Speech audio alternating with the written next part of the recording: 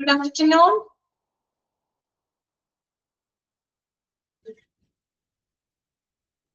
Okay, Suchitra, good afternoon.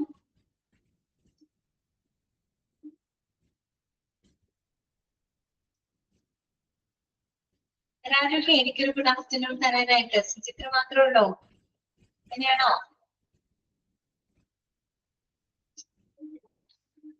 Okay, പരിചയമില്ലാത്തൊരു മുഖം അല്ലെ? ഞാൻ മാറി കയറിയതാണെന്ന് നാം ചിന്തിക്കണേ അല്ലെ? Okay Divya, good afternoon. വേറെ ഒന്നുമല്ല, അതിലെ മിസ് ഒരു മാസം ലീവാണ് കേട്ടാ. Okay, miss ലീവിലാണ്.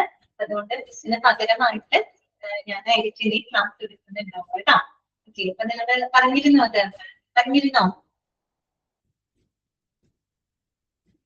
ഇല്ല, പറഞ്ഞില്ല. ഓക്കെ.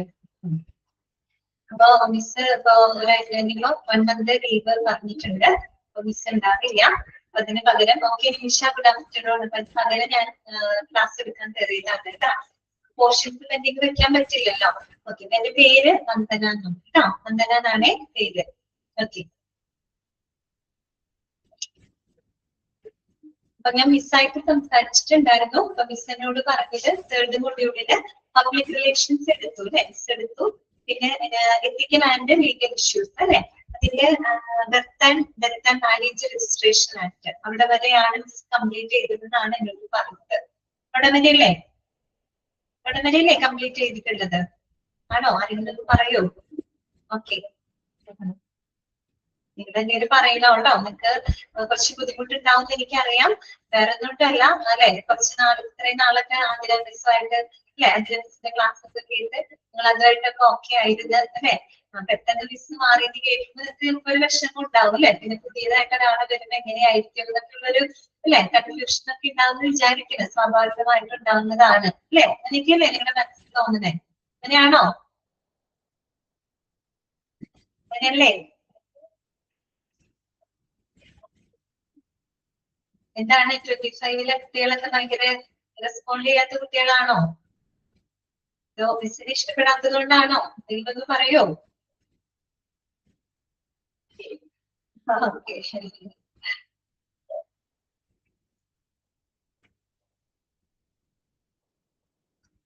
കുഴപ്പമില്ല. എന്തായാലും ഇനിയിപ്പോ 2-3 ക്ലാസ് ഒക്കെ കഴിയുമ്പോ നിങ്ങൾ അതുമായിട്ട് ജോയിൻ ആയിക്കോളൂ കേട്ടോ. അങ്ങനെ പോവാതെ പറ്റില്ലല്ലോ നമുക്ക്. ഓക്കെ, അപ്പൊ നിങ്ങളൊക്കെ നല്ല കുട്ടികളാണെന്ന് പറഞ്ഞു. ഞാൻ ചോദിച്ചു എങ്ങനെയാണ്? നല്ല പിള്ളേരാണ്, കുഴപ്പമൊന്നുമില്ല, നല്ല റെസ്പോൺസ് ഒക്കെ ഉള്ള കുട്ടികളാണെന്ന് പറഞ്ഞു. പക്ഷെ ഞാനിപ്പോ ചോദിച്ചപ്പോ ഒന്നും കിട്ടുന്നില്ല. അതാ ഞാൻ ചോദിച്ചേ. റെസ്പോൺസ് ഒന്നും ഇല്ലാണ്ട് റെസ്പോണ്ട് ചെയ്യുന്നോട്ടാ. എന്നാലും എനിക്ക് മുന്നോട്ട് പോകാൻ പറ്റുള്ളൂ. എനിക്കൊരു വിഷമം തോന്നും. അയ്യോ, ഇപ്പൊ ഒരു താല്പര്യം ഇല്ലാത്തത് കൊണ്ടായിരിക്കാം നിങ്ങൾ റെസ്പോണ്ട് ചെയ്യാത്തതിന് അതിലും പിന്നെ ഞാൻ വിചാരിക്കാം കേട്ടോ. അദ്ദേഹത്തിന് ക്ലാസ് എടുക്കാനും അപ്പൊ ബുദ്ധിമുട്ട് വരില്ലേ? ഇല്ല, ഓക്കെ, ശരി. ഞാൻ എന്തായാലും ഇന്ന് അധികമൊന്നും എടുക്കുന്നില്ല. കുറച്ച് ഭാഗങ്ങൾ മാത്രമാണ് എടുക്കുന്നത് കേട്ടോ. എനിക്ക് തോന്നുന്നു നമുക്ക് ഇനി മൊഡ്യൂൾ 3-ല് എനിക്ക് എടുക്കാനുള്ളത് ഇനി എത്തിക്കൽ ആൻഡ് ലീഗൽ ഇഷ്യൂസ്. പിന്നെ നമുക്കൊരു ക്വാളിറ്റി അഷ്വറൻസ് ആൻഡ് നാബ് എന്ന് പറയുന്ന ഒരു ചാപ്റ്റർ ഉണ്ട്. പിന്നെ 4th മൊഡ്യൂളില് 2 ചാപ്റ്റേഴ്സ് ആണ്. 2-3 ചാപ്റ്റേഴ്സ് എന്തായാലും കാണും. അപ്പൊ ഇനി അധികം സമയം കളയാനില്ല. ടൈം കളയുന്നില്ല, നമുക്ക് തുടങ്ങാം അല്ലെ? തുടങ്ങട്ടെ? എന്നാ സ്റ്റാർട്ട് ചെയ്തോട്ടെ? എല്ലാവരും റെഡി അല്ലേ? അപ്പോ പറഞ്ഞു നിർത്തിയിട്ട് ഡെത്ത് ആൻഡ് മാരേജ് രജിസ്ട്രേഷൻ ആക്ടുകൾ അല്ലെ? ഓക്കെ, അപ്പൊ നിങ്ങൾ അവിടെ വരെ പഠിച്ചത് ഒരു 10 ജനറൽ ആക്ടുകളാണ് പഠിച്ചത് അല്ലെ? 10 ജനറൽ ആക്ടുകളാണ് നിങ്ങൾ പഠിച്ചത് കേട്ടോ. ഈ ചാപ്റ്റർ പഠിക്കുമ്പോൾ നിങ്ങൾ പ്രത്യേകം ശ്രദ്ധിക്കേണ്ടത് എന്താന്ന് വെച്ച് കഴിഞ്ഞാല് ഇതില് ഓരോ ആക്ടുകളുടെ വർഷങ്ങൾ പറയുന്നുണ്ട് കേട്ടോ. വർഷങ്ങൾ വളരെ ഇമ്പോർട്ടന്റ് ആണ്. കാരണം എന്താണെന്ന് വെച്ച് കഴിഞ്ഞാല് ആക്ട് തന്നിട്ട് അതിന്റെ വർഷങ്ങള് ചോദിക്കുന്നുണ്ട്. അത് എന്തായാലും ഷുവർ ആയിട്ട് ചോദിക്കും. അപ്പൊ അത് വളരെ ഇമ്പോർട്ടന്റ് ആണ് കേട്ടോ. 10 ജനറൽ ആക്ടുകൾ നിങ്ങൾ എന്തായാലും പഠിച്ചിരിക്കണം. വർഷങ്ങൾ കേട്ടോ, വർഷങ്ങൾ പഠിച്ചിരിക്കണം. ഓക്കെ, ഇനി നെക്സ്റ്റ് നമുക്ക് പഠിക്കാനായിട്ടുള്ളത് ലോ ഓഫ് ടോർട്ട് ആണ് കേട്ടോ. ലോ ഓഫ് ടോർട്ട്സ് ആണ്. ടോർട്ട് നിയമങ്ങളെ പറ്റിയിട്ടാണ് ഇനി നമ്മൾ ഡിസ്കസ് ചെയ്യാനായിട്ട് പോകുന്നത്. ഓക്കെ, കേട്ടിട്ടുണ്ടോ നിങ്ങൾ ടോർട്ട് നിയമത്തെ പറ്റിയിട്ട്? എവിടെയെങ്കിലും കേട്ടിട്ടുണ്ടോ? കേട്ടിട്ടുണ്ടോ? ഇല്ല, ഫസ്റ്റ് ടൈം ആണ് കേൾക്കുന്നത്. ഓക്കെ, അതിനു മുമ്പ് നിങ്ങൾ ഒരു MLC കേസുകൾ കേട്ടിട്ടുണ്ട് അല്ലെ? മെഡിക്കോ ലീഗൽ കേസുകളെ പറ്റി നിങ്ങൾ പഠിച്ചില്ലേ? അതിന് കുറെ എക്സാമ്പിളുകളൊക്കെ നിങ്ങളുടെ ടെക്സ്റ്റില് പഠിച്ചു അല്ലെ? കുറച്ചു മുന്നേ അല്ലെ? ഈ ആക്ടുകൾ പഠിക്കുന്നതിന് മുമ്പ് നിങ്ങൾ മെഡിക്കോ ലീഗൽ കേസ് എന്താണ്, അതിന്റെ എക്സാമ്പിളുകളൊക്കെ നിങ്ങൾ കണ്ടിട്ടുണ്ടായിരുന്നു അല്ലെ? ഓക്കെ, ഇനി ഇതെന്ന് പറഞ്ഞാൽ ടോർട്ട് നിയമമാണ് കേട്ടോ. എന്താണ് ടോർട്ട് നിയമം എന്ന് പറഞ്ഞു കഴിഞ്ഞാൽ അറിയാമോ? ടോർട്ട് എന്ന് പറഞ്ഞു കഴിഞ്ഞാൽ നമ്മള് മറ്റൊരാൾക്കോ അല്ലെങ്കിൽ അവരുടെ സ്വത്തിനോ അവകാശങ്ങൾക്കോ ദോഷമോ പരിക്കോ ഉണ്ടാക്കുന്ന തെറ്റായ പ്രവൃത്തികള് അല്ലെങ്കിൽ ഒഴിവാക്കലുകള് ഇതെല്ലാം തന്നെ കൈകാര്യം ചെയ്യുന്ന സിവിൽ നിയമത്തിന്റെ ഒരു ശാഖയാണ് ടോർട്ട് നിയമം എന്ന് പറയുന്നത്. ഓക്കെ, എന്താണ് law of tort? Tort act, tort law എന്ന് പറഞ്ഞാൽ എന്താണ്? മറ്റൊരാൾക്കോ അവരുടെ സ്വത്തിനോ അല്ലെങ്കിൽ അവരുടെ അവകാശങ്ങൾക്കോ ദോഷമോ പരിക്കോ ഉണ്ടാക്കുന്ന തെറ്റായ പ്രവർത്തനങ്ങള് അല്ലെ, അതുപോലെ ഒഴിവാക്കലുകള് ഇതെല്ലാം തന്നെ കൈകാര്യം ചെയ്യുന്ന സിവിൽ നിയമത്തിന്റെ ഒരു ശാഖയാണ് ടോർട്ട് നിയമം എന്ന് പറയുന്നത്. കുറച്ചും കൂടെ സിമ്പിൾ ആയിട്ട് പറയുകയാണ് അല്ലെ, ഇപ്പൊ ഒരു വ്യക്തി അല്ലെ, ഒരു വ്യക്തിയുടെ തെറ്റായ പ്രവൃത്തി മൂലം മറ്റൊരു വ്യക്തിക്ക് എന്തെങ്കിലും ബുദ്ധിമുട്ടുണ്ടാവാണ്, അല്ലെങ്കിൽ അവർക്ക് എന്തെങ്കിലും നഷ്ടങ്ങൾ സംഭവിക്കുകയാണ്, അല്ലെങ്കിൽ അവരുടെ അവകാശങ്ങൾക്ക് മേൽ എന്തെങ്കിലും ലംഘനങ്ങൾ ഉണ്ടാകുമ്പോൾ അവർക്ക് സിവിൽ കോടതിയെ സമീപിക്കാനായിട്ട് സഹായിക്കുന്ന ഒരു ശാഖയാണ് എന്ത്? ടോർട്ട് എന്ന് പറയുന്നത് കേട്ടോ, ടോർട്ട്. അപ്പൊ ഇവിടെ സിവിൽ കേസുകളാണ്, അതായത് ക്രിമിനൽ കുറ്റങ്ങളൊന്നുമല്ല കേട്ടോ. കൊലപാതകം അല്ലെങ്കിൽ മോഷണം അങ്ങനെയുള്ള ക്രിമിനൽ കേസുകളല്ല ഇവിടെ ഉദ്ദേശിക്കുന്നത്. ഇവിടെ സിവിൽ നിയമങ്ങളാണ്, സിവിൽ ലംഘനങ്ങളാണ്. അതായത് നമ്മള് ഈ പറയുന്ന ആളുകളുടെ അവരുടെ അവകാശങ്ങളുടെ ലംഘനവുമായിട്ടൊക്കെ ബന്ധപ്പെട്ട് വരുന്ന കേസുകളൊക്കെ ഉണ്ടല്ലോ, അതൊക്കെയാണ് എന്ത് ഇതിനകത്ത് കൈകാര്യം ചെയ്യുന്നത്. അല്ലാതെ എന്തല്ല കൊലപാതകം, മോഷണം പോലെയുള്ള ക്രിമിനൽ കുറ്റങ്ങളൊന്നുമല്ല നമ്മളിവിടെ ഹാൻഡിൽ ചെയ്യുന്നത് കേട്ടോ. ഓക്കെ, ഇതൊക്കെ നിങ്ങളുടെ മനസ്സിലുണ്ടായിരിക്കണം.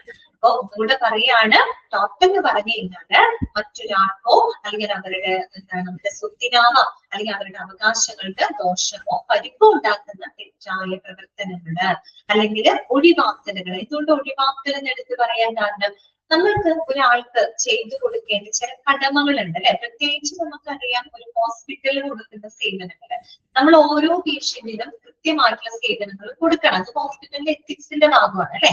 അപ്പൊ നമ്മൾ അവർക്ക് ചെയ്തു കൊടുക്കേണ്ട കാര്യം നമ്മൾ മനഃപൂർവ്വം ചെയ്യാതിരിക്കുകയാണ്, നമ്മൾ അത് ഒഴിവാക്കാന്ന് വിചാരിക്കുക. അങ്ങനെ ഒഴിവാക്കുന്നത് മൂലം ഒരുപക്ഷെ അവർക്ക് വലിയ നഷ്ടങ്ങൾ ഉണ്ടാവാം അല്ലെ, അല്ലെങ്കിൽ അവർക്ക് എന്തെങ്കിലും ബുദ്ധിമുട്ടുകൾ വരാം, അവരുടെ അവകാശങ്ങൾക്ക് എന്തെങ്കിലും ലംഘനങ്ങൾ സംഭവിക്കാം അല്ലെ. അതെ, അപ്പൊ അങ്ങനെയുള്ള പ്രശ്നങ്ങളൊക്കെ കൈകാര്യം ചെയ്യാനുള്ള സിവിൽ നിയമത്തിന്റെ ഒരു ശാഖയാണ് ടോർട്ട് എന്ന്. ഓക്കെ, മനസ്സിലായോ? പറഞ്ഞ കാര്യങ്ങൾ ക്ലിയർ ആണോ? ഓക്കെ അല്ലേ? എന്തെങ്കിലും ഞാൻ പറയുന്നത് നിങ്ങൾക്ക് എന്തെങ്കിലും ക്ലാരിറ്റി തോന്നുമോ അല്ലെങ്കിൽ മനസ്സിലാവാനോ ഉണ്ടെങ്കിൽ അപ്പൊ തന്നെ മെസ്സേജ് അയക്കണം കേട്ടോ.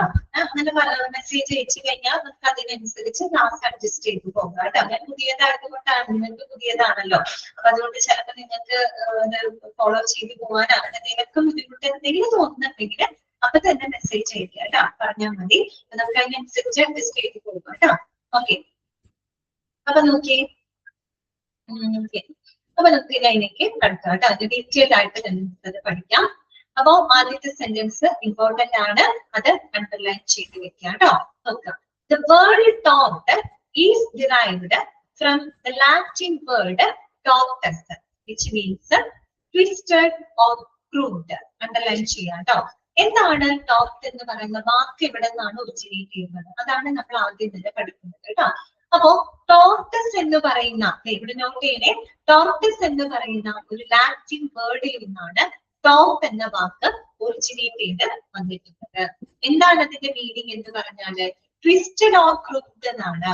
ട്വിസ്റ്റഡ് ഓർ ക്രൂക്ഡ്, അതായത് നമ്മൾ പറയില്ലേ വളച്ചൊടിച്ചത്, വക്രമായത്, അതായത് നേരെയല്ല, വളച്ചൊടിച്ചത്, വക്രമായത് എന്നൊക്കെ അർത്ഥം വരുന്ന ടോർട്ടസ് എന്ന് പറയുന്ന ലാറ്റിൻ വേർഡിൽ നിന്നുമാണ് ടോർട്ട് എന്ന വാക്ക് ഒറിജിനേറ്റ് ചെയ്ത് വന്നിട്ടുള്ളത്.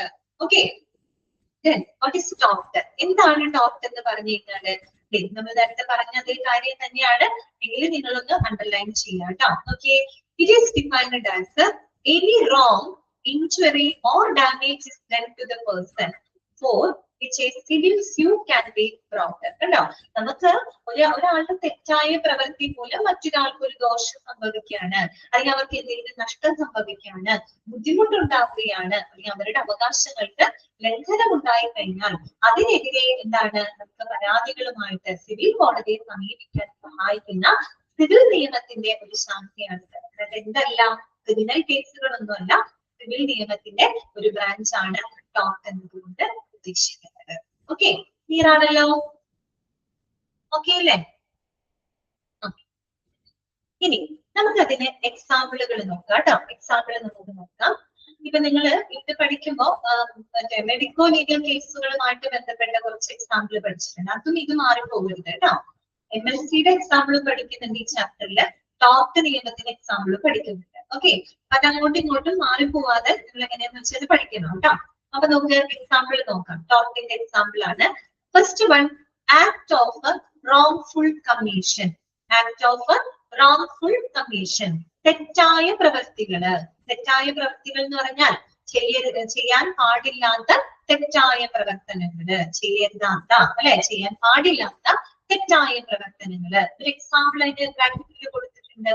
അൺനെസസറി ഓപ്പറേഷൻസ്, അനാവശ്യമായിട്ടുള്ള എന്താണ് ഓപ്പറേഷൻസ്.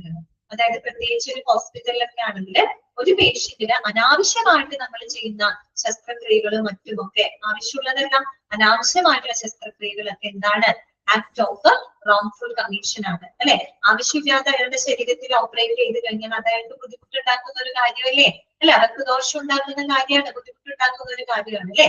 അതിന്റെ പേരിലാണ് വരുന്നത്, ടോർട്ടിന്റെ പേരിലാണ് വരുന്നത്, act of wrongful commission. Example എന്താണ്, അൺനെസസറി ഓപ്പറേഷൻസ്, അനാവശ്യമായിട്ടുള്ള ഓപ്പറേഷൻസ്. രണ്ടാമത്തത് ആക്ട് ഓഫ് ഒമിഷൻ ആണ്, ഒഴിവാക്കലുകള് അല്ലെ. ഒഴിവാക്കൽ എന്ന് പറയുമ്പോൾ എന്താണ്, നമ്മൾ ചെയ്യേണ്ട കടമ ചെയ്യാതിരിക്കല് അല്ലെ. ആക്ട് ഓഫ് ഒമിഷൻ, ചെയ്യേണ്ട കടമകള് ചെയ്യാതിരിക്കല്. ഒരു എക്സാമ്പിൾ നോക്കിയേ, autopsy without obtaining consent. Autopsy എന്ന് പറയുന്നത് എന്താണെന്ന് അറിയാലോ, പോസ്റ്റ്മോർട്ടം ആണ് കേട്ടോ. അതായത് നമ്മള് നിയമപരമായിട്ടുള്ള സമ്മതമോ അനുവാദമോ കൂടാതെ പോസ്റ്റ്മോർട്ടം ചെയ്യുന്നത് അല്ലെ. പോസ്റ്റ്മോർട്ടം ചെയ്യണമെങ്കിൽ ആ ഒരു ബന്ധപ്പെട്ട വ്യക്തിയുടെ അല്ലെങ്കിൽ ആ ഒരു കക്ഷിയുടെ കൺസെന്റ് വേണം അല്ലെ. നിയമപരമായിട്ടുള്ള അനുവാദമോ കൺസെന്റോ ഇല്ലാതെ പോസ്റ്റ്മോർട്ടം ചെയ്യാൻ പറ്റില്ല അല്ലെ. പക്ഷെ അത് വാങ്ങാതെ, അത് മനഃപൂർവ്വം ഒഴിവാക്കിയിട്ട് നമ്മൾ പോസ്റ്റ്മോർട്ടം ചെയ്താൽ അത് എന്തിന്റെ കീഴിൽ വരുന്ന കേസാണ്, ടോർട്ടിന് കീഴിൽ വരുന്ന കാര്യമുണ്ട്. Okay, act of omission. That means example ആണ് പറഞ്ഞത്, ഓട്ടോപ്സി വിത്തൗട്ട് ഒബ്റ്റെയിനിങ് കൺസെന്റ് കേട്ടോ. നിയമപരമായിട്ടുള്ള സമ്മതമോ അനുവാദമോ കൂടാതെ പോസ്റ്റ്മോർട്ടം ചെയ്യുന്നത്. അടുത്തതാണിത് നെഗ്ലിജൻസ്, അശ്രദ്ധ അല്ലെങ്കിൽ അനാസ്ഥ. ഇപ്പൊ നമ്മളൊക്കെ മിക്കപ്പോഴും നമ്മൾ ഇഷ്ടംപോലെ വാർത്തകളിലൊക്കെ കേൾക്കുന്ന ഒരു കാര്യമാണ് അല്ലെ. മെഡിക്കൽ നെഗ്ലിജൻസ് എന്തോരം കേസുകളാണ് അല്ലെ ഡെയിലി നമ്മള് ന്യൂസിൽ കാണുന്നതൊക്കെ അല്ലെ. അതെ, അതിന്റെ അർത്ഥം മതി. ഒരു എക്സാമ്പിൾ നോക്കിയേ, swab of instrument in abdomen. അതായത് ഇപ്പൊ എന്താണ്, നമ്മള് ഈ ശസ്ത്രക്രിയക്കൊക്കെ ശേഷം വയറിനകത്ത് വല്ല പഞ്ഞിയോ, സ്വാബ് എന്ന് വെച്ചാൽ പഞ്ഞി തുണി കഷ്ണം എന്നുള്ള അർത്ഥമാണ് കേട്ടോ. പഞ്ഞിയോ അല്ലെങ്കിൽ ശസ്ത്രക്രിയ ഉപകരണങ്ങളും മറ്റൊക്കെ മറന്നു വെച്ച് തുണി ചേർത്ത് വിടുന്നതൊക്കെ അല്ലെ ഇപ്പോഴും കേൾക്കുന്ന ഒരു കാര്യമാണ്. ഈ അടുത്ത കാലത്ത് ഇഷ്ടംപോലെ നമ്മൾ അങ്ങനെയുള്ള സംഭവങ്ങൾ കേട്ടതാണ് അല്ലെ. ഇതൊക്കെ എന്താണ്, മെഡിക്കൽ നെഗ്ലിജൻസ് ആണ്, അനാസ്ഥയാണ് അല്ലെ. മെഡിക്കൽ നെഗ്ലിജൻസിന് എക്സാമ്പിൾ ആണ് പറഞ്ഞത്, swab or instrument in abdomen. നമുക്ക് ഈ ശസ്ത്രക്രിയക്ക് ശേഷം വയറ്റിലൊക്കെ നമ്മള് പഞ്ഞിയോ അല്ലെങ്കിൽ മറ്റു പല ഇൻസ്ട്രുമെന്റ്സുകളൊക്കെ നമ്മള് എന്താണ് വെച്ച് മറക്കുന്നത് അല്ലെങ്കിൽ വെച്ച് കൂട്ടിച്ചേർക്കുന്നതൊക്കെ അതിന്റെ എക്സാമ്പിൾ ആണ്. അടുത്തതാണ് ഇത് ഇന്റൻഷണൽ ഇന്റർഫറൻസ്. എന്താണ് ഇന്റൻഷണൽ ഇന്റർഫറൻസ്? ബോധപൂർവമായിട്ടുള്ള ഇടപെടലുകള്. ഓക്കെ, ഇന്റൻഷണൽ ഇന്റർഫറൻസ് എന്ന് പറയുമ്പോൾ ബോധപൂർവമായിട്ടുള്ള ഇടപെടലുകള്. അതെന്തിന് കാരണമാകുന്നു? It leads to mental or physical disturbances അല്ലെ. ഇത് മാനസികമായിട്ടും ശാരീരികമായിട്ടും ആളുകളെ ഇതിലോട്ട് നയിക്കുന്നു, ബുദ്ധിമുട്ടിലോട്ട് നയിക്കുന്നു. ഒരാളെ നമ്മൾ മനഃപൂർവ്വം ബുദ്ധിമുട്ടിക്കണം എന്ന് വിചാരിച്ച് ബോധപൂർവമായിട്ട് നമ്മൾ നടത്തുന്ന ഇടപെടലുകള് അവരെ മാനസികമായിട്ടും ശാരീരികവുമായിട്ടുള്ള അസ്വസ്ഥതകളിലൂടെ നയിച്ചേക്കാം. ഓക്കെ, then വരുന്നത് എന്താണ്? Invasion of the right of privacy. എന്താണ് invasion of the right of privacy? സ്വകാര്യതയിലേക്കുള്ള കടന്നുകയറ്റം അല്ലെ. Invasion of the right of privacy, സ്വകാര്യതയിലേക്കുള്ള കടന്നുകയറ്റം. നമുക്കറിയാം സ്വകാര്യതയ്ക്കുള്ള അവകാശം എന്ന് പറഞ്ഞാല് ഏതൊരു പൗരന്റെയും ഫണ്ടമെന്റൽ റൈറ്റ് ആണ്. ഇപ്പൊ പേഷ്യൻസിന്റെ മാത്രമല്ല, നമ്മൾ ഓരോ വ്യക്തികളുടെയും ഫണ്ടമെന്റൽ റൈറ്റ് ആണ് അല്ലെ ഇതിന്റെ റൈറ്റ് ടു പ്രൈവസി അല്ലെ, സ്വകാര്യതയ്ക്കുള്ള ഒരു അവകാശം എന്ന് പറയുന്നത്. പ്രത്യേകിച്ച് നമ്മള് ഇപ്പൊ രോഗികളുടെ ചികിത്സാ വിവരങ്ങള് അല്ലെങ്കിൽ അവരുടെ വ്യക്തിപരമായിട്ടുള്ള വിവരങ്ങള് അതെല്ലാം വളരെ എന്താണ് നമ്മള് അവരുടെ അനുവാദവും സമ്മതവും ഒന്നും കൂടാതെ നമ്മൾ എന്ത് ചെയ്യാണ് നമ്മള് അത് ഡിസ്ക്ലോസ് ചെയ്യുന്ന ഒരവസ്ഥ അല്ലെ, സ്വകാര്യതയിലേക്കുള്ള കടന്നു കയറ്റം അല്ലെ. ഓരോ രോഗികൾക്കാണെങ്കിലും ഓരോ വ്യക്തികൾക്കാണെങ്കിലും അവരുടെ പ്രൈവസി അവിടെ മാനിക്കപ്പെടുന്നു അല്ലെ. അത് പലപ്പോഴും ആ പ്രൈവസിയെ മാനിക്കാതെ നമ്മൾ അവരുടെ വ്യക്തിപരമായ കാര്യങ്ങൾ അല്ലെങ്കിൽ അവരുടെ ചികിത്സാപരമായിട്ടുള്ള കാര്യങ്ങളൊക്കെ നമ്മൾ പുറത്തേക്ക് വെളിപ്പെടുത്തുന്നുണ്ട്.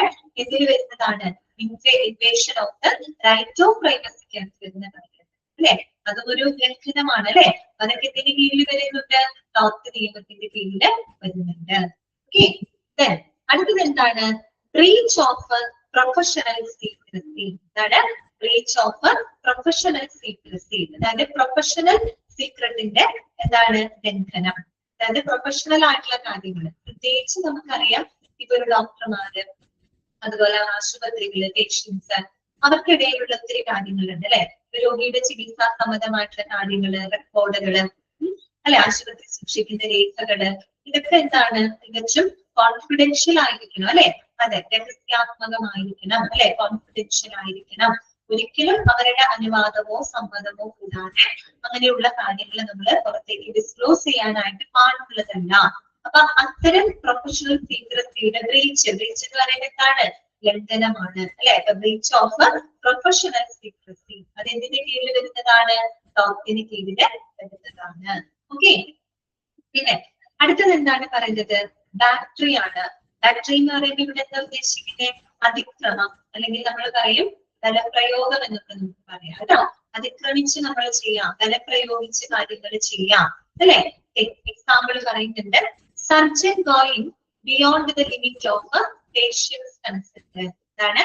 Surgeon going beyond the limit of patient's consent അല്ലെ. ഇപ്പോ ഒരു രോഗി അവരെ ശസ്ത്രക്രിയക്ക് നൽകിയിട്ടുള്ള ആ ഒരു സമ്മതത്തിന്റെ പരിധിക്കപ്പുറത്തേക്ക് അനാവശ്യമായിട്ടുള്ള ഇടപെടലുകള് അല്ലെ, അനാവശ്യമായിട്ടുള്ള ശസ്ത്രക്രിയ, ചികിത്സാ ഇടപെടലുകളൊക്കെ നടത്തുന്നത് ബാറ്ററിയിൽ വരുന്ന കാര്യമാണ് അല്ലെ. അതായത് ഒരു ശസ്ത്രക്രിയ ചെയ്യുന്നതിനായിട്ട് പേഷ്യന്റ് കൊടുത്തിട്ടുള്ള സമ്മത പരിധിയുണ്ട്. ആ സമ്മതത്തിന്റെ പരിധിക്ക് അപ്പുറത്തേക്ക് അതിനെ ലംഘിച്ചുകൊണ്ട് ഒരു സർജൻ അനാവശ്യമായിട്ട് അവരുടെ ശരീരത്തിൽ എന്തെങ്കിലും ആ ഒരു കൺസെന്റ് പരിധിക്ക് അപ്പുറത്തേക്ക് എന്തെങ്കിലും ശസ്ത്രക്രിയകൾ ചെയ്യുകയോ അല്ലെങ്കിൽ എന്തെങ്കിലും ചികിത്സാ ഇടപാടുകളൊക്കെ നടത്തുന്നത് എന്തിന് എക്സാമ്പിൾ ആണ്? അതിനെയാണ് നമ്മൾ ബാറ്ററി എന്ന് പറയുന്നത് കേട്ടോ. അത് സിവിൽ നിയമത്തിൽ സ്റ്റോക്ക് നിയമത്തിന്റെ കീഴിൽ വരുന്ന കാര്യങ്ങളാണ്. ഓക്കെ, ക്ലിയർ ആയോ പറഞ്ഞത്? മനസ്സിലായോ? ഇത്രയും കാര്യങ്ങൾ നമ്മൾ പഠിച്ചത് എന്താണ്? ടോപ്പിക്കിനുള്ള എക്സാമ്പിളുകളാണ് കേട്ടോ. ഇതൊക്കെ നോട്ട് ചെയ്ത് വെക്കണം കേട്ടോ. ജസ്റ്റ് ഒന്ന് വായിച്ചു നോക്കി.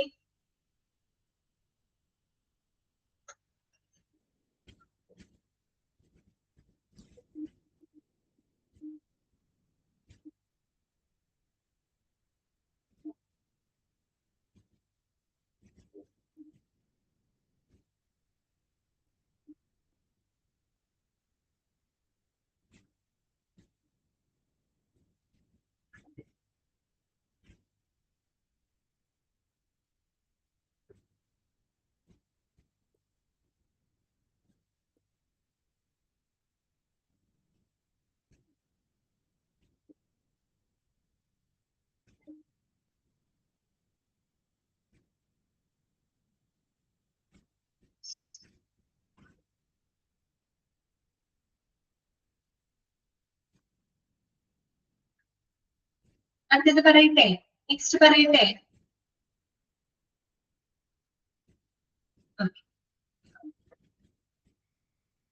അടുത്തതാണ് മിസ്സലേനിയസ് ടോർട്ട് കേട്ടോ.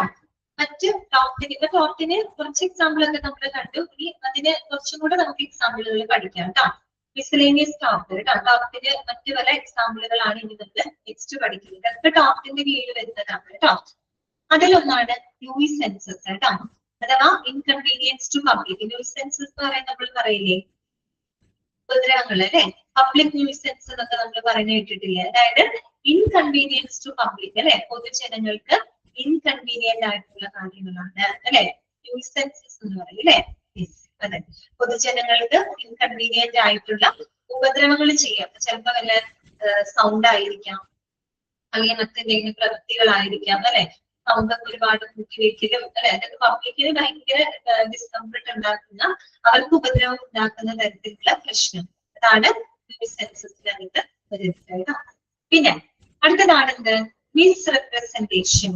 മിസ്റെപ്രസെന്റേഷൻ പ്രാക്ടിക്കൽ പറഞ്ഞിട്ടുണ്ട്. ഡെസീറ്റ് കേട്ടോ. മിസ്റെപ്രസെന്റ് ചെയ്യാന്ന് പറയുമ്പോൾ എന്താണ്? നമ്മള് തെറ്റിദ്ധാരണ ഉണ്ടാക്കുക, അല്ലെ? അതായത് തെറ്റായ കാര്യങ്ങള്, വ്യാജമായിട്ടുള്ള കാര്യങ്ങൾ നമ്മൾ പ്രചരിപ്പിക്കുകയാണ്, അല്ലെ? എക്സാമ്പിൾ എന്താ? ഡെസീറ്റ് ആണ്, വഞ്ചനയാണ്, അല്ലെ? നമ്മളില്ലാത്ത കാര്യങ്ങൾ ഉണ്ടെന്നൊക്കെ ധരിപ്പിക്കുകയാണെങ്കിൽ, അല്ലെ? വ്യാജമായിട്ടുള്ള കാര്യങ്ങൾ മിസ്റെപ്രസെന്റ് ചെയ്യാണ്, അല്ലെ? തെറ്റിദ്ധാരണ ഉണ്ടാക്കുകയാണെങ്കിൽ തെറ്റായ രീതിയിൽ നമ്മൾ പ്രചരിപ്പിക്കുകയാണ്. ഇതൊരു ഡെസീറ്റ് ആണ്, അല്ലെ? അതൊരു വഞ്ചനയാണ്, അല്ലെ? ഓക്കെ. പിന്നെ വരുന്നതാണ് എന്ത്? ഡിഫമേഷൻ. ഇതാണ് ഡിഫമേഷൻ. ഡിഫമേഷൻ എന്ന് പറയുന്നത് എന്താണ്? അപകീർത്തിപ്പെടുത്തലാണ്. എന്താണ്? അപകീർത്തിപ്പെടുത്തുക, അപവാദം പറഞ്ഞു വരുത്തുക, അതാണ് കേട്ടോ. അതിനകത്ത് രണ്ട് കാര്യങ്ങളാണ്. ഒന്ന് സ്ലാൻഡർ ഉണ്ട്, മറ്റൊന്ന് ലിബൽ ഉണ്ട്. സ്ലാൻഡർ എന്ന് പറഞ്ഞാൽ എന്താണെന്നറിയോ? നമ്മള് ഓറലി, അതായത് നമ്മള് ഒരാളെ പറ്റി നമ്മൾ അപവാദം പറഞ്ഞു വരുത്തുന്നതാണ് ഇത് സ്ലാൻഡർ എന്ന് പറയുന്നത് കേട്ടോ. സ്ലാൻഡർ നമ്മള് പറഞ്ഞ് അപവാദം വരുത്തുന്നതിനെയാണ് നമ്മള് സ്ലാൻഡർ എന്ന് പറയുന്നത് കേട്ടോ. ലിബൽ എന്ന് പറഞ്ഞാല് നമ്മള് എഴുതിയിട്ട് ഒരാളെ പറ്റി മോശമായിട്ട് നമ്മൾ എഴുതി, അങ്ങനെ നമ്മൾ എന്തെങ്കിലുമൊക്കെ എഴുതി അച്ചടിച്ച് അങ്ങനെയൊക്കെ നമ്മൾ ചെയ്യില്ലേ, ആ രീതിയിലുള്ള അപകീർത്തിപ്പെടുത്തലാണ് ഇത് ലിബൽ എന്ന് പറയുന്നത് കേട്ടോ. രണ്ടും എന്ത് തന്നെയാണ്? ഡിഫമേഷൻ ആണ്, അപകീർത്തിപ്പെടുത്തുക അല്ലെങ്കിൽ അപവാദം ഉണ്ടാക്കാം. അത് രണ്ട് രീതിയിലാവാം. സ്ലാൻഡർ ആവാം, ലിബൽ ആവാം. സ്ലാൻഡർ ആവുമ്പോൾ നമ്മൾ വായ്മൊഴിയായിട്ട് ഒരാളെ പറ്റി മോശമായിട്ടുള്ള കാര്യങ്ങൾ നമ്മൾ പറഞ്ഞു വരുത്തുന്നുണ്ട്, അല്ലെ? അതെ, ഇപ്പൊ സോഷ്യൽ മീഡിയയിലൊക്കെ നമ്മൾ ചെയ്യാറില്ലേ? അല്ലെങ്കിൽ നമ്മള് എന്താ പറയാ, ഒരാള് വേറെ ആളുകളോട് പറഞ്ഞു വരുത്ത ഇല്ലാത്ത കാര്യമായിരിക്കാം, അല്ലെ? ഇതൊക്കെ സ്ലാൻഡർ ആണ്. ലിബൽ എന്ന് പറയുമ്പോൾ ചിലര് എഴുതി നോട്ടീസൊക്കെ അടിച്ച് അങ്ങനെ ഒഴിച്ചു വെക്കുക, ആ രീതിയിൽ, അല്ലെങ്കിൽ സോഷ്യൽ മീഡിയയിലൊക്കെ പോസ്റ്റ് ചെയ്തില്ല, അങ്ങനെയൊക്കെ ചെയ്ത് എഴുതി തയ്യാറാക്കി അങ്ങനെയൊക്കെ പ്രിന്റ് ചെയ്ത് ആ രീതിയിലുള്ളതാണ് ഡിഫമേഷൻ, ആണ് ലിബൽ എന്ന് പറയുന്നത് കേട്ടോ. അതൊന്ന് മനസ്സിലാക്കി വയ്ക്കാം. പിന്നെ പറയുന്നത് എന്താണ്? മലീഷ്യസ് പെർസിക്യൂഷൻ ആണ്. മലീഷ്യസ് പെർസിക്യൂഷൻ എന്ന് പറയുന്നത് എന്താണെന്ന് അറിയാമോ? അതായത് നമ്മള് ദുരുദ്ദേശത്തോടു കൂടി നടത്തുന്ന ചില നിയമ നടപടികളുണ്ട്. എന്താണ് മലീഷ്യസ് പെർസിക്യൂഷൻ എന്നതുകൊണ്ട് മീൻ ചെയ്യുന്നത്? ദുരുദ്ദേശത്തോടു കൂടിയിട്ടുള്ള എന്താണ് നിയമ നടപടികൾ. എഴുതി വെക്കാട്ടോ, എഴുതി വെക്കണം. ദുരുദ്ദേശത്തോടു കൂടിയിട്ടുള്ള നിയമ നടപടികള്. അതായത് നമ്മള് ചില ആളുകളെ റിട്ടേൺ ചെയ്യാം, ഭീഷണിപ്പെടുത്താം, അവരെ ദ്രോഹിക്കണം എന്ന് കരുതിയിട്ട്, അല്ലെങ്കിൽ നമുക്ക് കൃത്യമായിട്ട് തെളിവുകൾ ഇല്ലാത്ത കാര്യങ്ങൾ, അല്ലെ? കൃത്യമായിട്ട് തെളിവില്ല, നിയമപരമായിട്ട് എന്താണ് പ്രത്യേകിച്ച് നിയമപരമായിട്ട് പാലിക്കാതെയൊക്കെ നമ്മൾ ഏതെങ്കിലും ഒരാളെ കുറിച്ച് മോശമായിട്ട് നമ്മൾ എന്തെങ്കിലും ധരിപ്പിക്കാം, അല്ലെ? അല്ലെങ്കിൽ അവരെ വല്ല കള്ളക്കേസിൽ എടുക്കുക, അങ്ങനെ അവരെ കേസിൽ എടുക്കുക, അല്ലെ? ഇതൊക്കെ എന്താണ് മലീഷ്യസ് പെർസിക്യൂഷനിൽ വരുന്ന കാര്യങ്ങൾ കേട്ടോ. ഓക്കെ, ഉദ്ദേശത്തോടു കൂടി നമ്മൾ ചെയ്യുന്ന ചില നിയമ നടപടികളുണ്ട്. അത് പ്രത്യേകിച്ച് തെളിവോ കാര്യങ്ങളോ ഒന്നും ഉണ്ടാവാതെ ഒരാളെ പറ്റി നമ്മള് തെറ്റായിട്ട് പറയാം, തെറ്റായ രീതിയിൽ നമ്മള് കേസിൽ കൊണ്ടുപെടുത്തുക, അല്ലെ? ഇതൊക്കെ എന്താണ് മലീഷ്യസ് പെർസിക്യൂഷനിൽ വരുന്ന കാര്യങ്ങളാണ്. ഓക്കെ, ഇതൊക്കെ മിസ്ലേനിയസ് ടോപ്പിക്കുകളാണ് കേട്ടോ. നമ്മൾ ടോപ്പിക് നേരത്തെ പറഞ്ഞ എക്സാമ്പിൾ എന്ന് പറയുമ്പോൾ അധികം എന്തുമായിട്ട് ബന്ധപ്പെട്ടതാണെന്നറിയോ? ഹോസ്പിറ്റലുമായിട്ട് ബന്ധപ്പെട്ടത്. കൂടുതലും ഇവിടെ പറഞ്ഞ എല്ലാ എക്സാമ്പിളുകളും നമ്മുടെ ഹോസ്പിറ്റലുമായിട്ടൊക്കെ ബന്ധപ്പെട്ട കാര്യങ്ങളാണ്, അല്ലെങ്കിൽ ഹോസ്പിറ്റലിന്റെ സേവനങ്ങളുമായിട്ട് ബന്ധപ്പെട്ടതാണ്. മിസ്ലേനിയസ് ടോപ്പിക് എന്ന് പറയുന്നത് നമ്മുടെ ഹോസ്പിറ്റലിന് മാത്രമല്ല ജനറൽ ആയിട്ട് പറഞ്ഞിട്ടുള്ള എക്സാമ്പിളാണ് കേട്ടോ. ന്യൂസെൻസസ്, മിസ്റെപ്രസെന്റേഷൻ, മലീഷ്യസ് പെർസിക്യൂഷൻ എന്നൊക്കെ പറഞ്ഞു കഴിഞ്ഞാൽ കോമൺ ആയിട്ടുള്ള ടോപ്പിക്കുകൾക്ക് എക്സാമ്പിൾ കേട്ടോ. ക്ലിയർ ആയോ?